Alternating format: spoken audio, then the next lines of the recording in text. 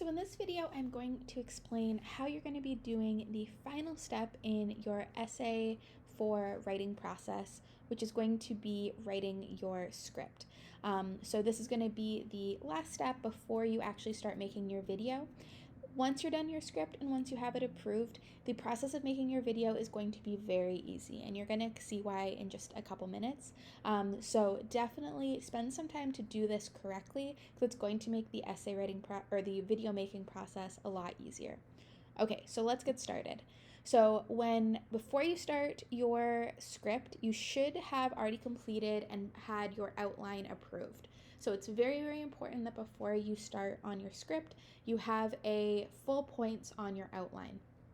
If you still need to revise, if you have feedback on your outline, do that first, because you don't want to make the same mistake on your script that you made on your outline and then have to redo it. So definitely start with your outline, make sure that is ready to go. Also have your outline out and ready, because you're going to be using a lot of the information on your outline in your script, obviously.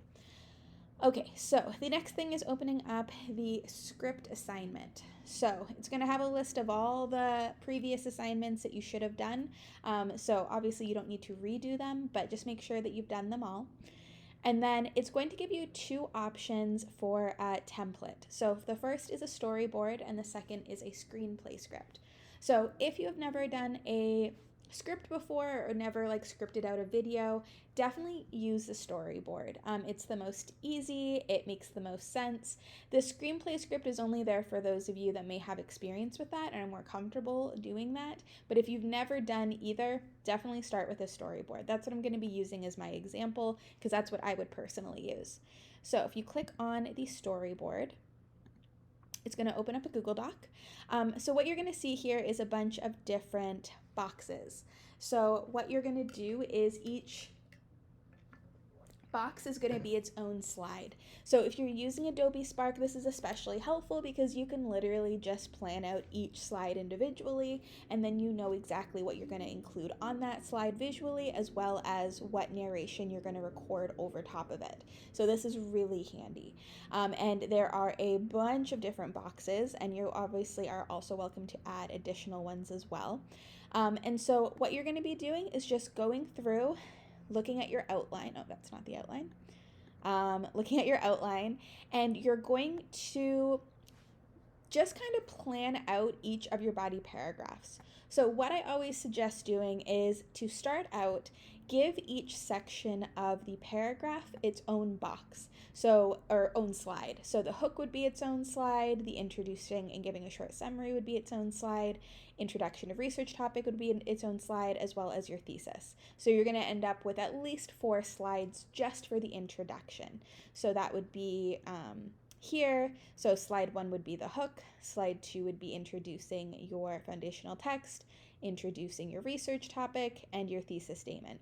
Now, some of these might end up being more than 1 slide. If once you're actually planning them out, you have a lot more to say, that's totally fine. It's easy to add another slide. But at the very minimum, you want each of the sections to be its own slide. I don't want you trying to fit all of the introduction into one 30-second slide. It's not going to work. It's not going to make a very good video. So you want to keep it dynamic, you want to keep it going, and you want to make sure that you're giving enough time to every section. Once you get to the body paragraphs, you're probably going to want to open this up to having at least 2 slides for each support. So maybe a slide where you present the information. Think about how you want to present your support visually, since this is a visual media. So you're going to want to consider how you want to do that. So for the, if you're using research quotes, maybe include a screenshot of the article as you read over the quote, or maybe type up the quote and have that on the screen. You want to make sure that you're really utilizing the visual media.